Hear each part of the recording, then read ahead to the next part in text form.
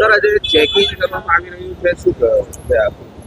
આજ રોજ ગઈકાલે જે દિલ્હીમાં કારમાં બ્લાસ્ટ થયેલો છે તેના અનુસંધાનમાં આજે વહેલી સવારથી રેલવે સ્ટેશન સુરત ખાતે અલગ અલગ ટીમો બનાવીને વાહન ચેકિંગ કરવામાં આવેલું છે અને જે પણ બહારથી મુસાફરો આવે છે એમને ગાડીઓ આવે છે એ લોકોને અહીંયા રોકીને અલગ અલગ ટીમો બનાવીને ચેક કરવામાં આવે છે. તે સિવાય અહીંયાની જે હોટલો છે એમાં બધું જે મુસાફરો છે એમને આઈડેન્ટિફાઈ કરવામાં આવે છે.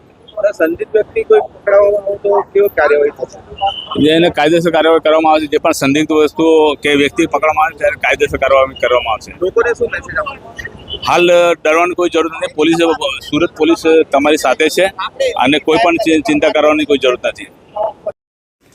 દિલ્હીમાં થયેલા કાર બ્લાસ્ટની ઘટના બાદ ગુજરાત પોલીસ પણ એલર્ટ થઈ ગઈ છે, જેને પગલે પોલીસ હવે એક્શનમાં આવી ગઈ છે. આજે સવારે સુરત રેલવે સ્ટેશન પર સઘન ચેકિંગ કરવામાં આવ્યું છે.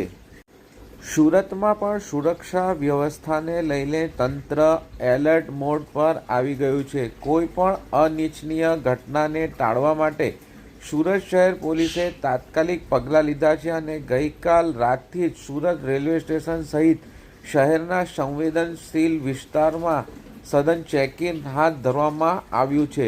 સુરત રેલવે સ્ટેશન જે હજારો મુસાફરોની અવરજવરનું મુખ્ય કેન્દ્ર છે, ત્યાં પોલીસે સુરક્ષા વ્યવસ્થા વધુ મજબૂત બનાવી છે. રેલવે સ્ટેશન પર મોટી સંખ્યામાં પોલીસ કાફલા સાથે ચેકિંગ કરવામાં આવી રહ્યું છે. પોલીસની અલગ અલગ ટીમો બનાવીને સ્ટેશન પરિસરમાં કામગીરી વહેંચી દેવામાં આવી છે. મુસાફરોને બેગ, સામાન અને તેમના દસ્તાવેજોની ઝીણવટભરી તપાસ કરવામાં આવી રહી છે. સ્ટેશનના પાર્કિંગ એરિયામાં તેમજ પ્રવેશ દ્વાર પર ગાડીઓનું સઘન ચેકિંગ હાથ ધરવામાં આવ્યું હતું, જેમાં દરેક શંકાસ્પદ વાહન પર ચાંપતી નજર રાખવામાં આવી રહી છે.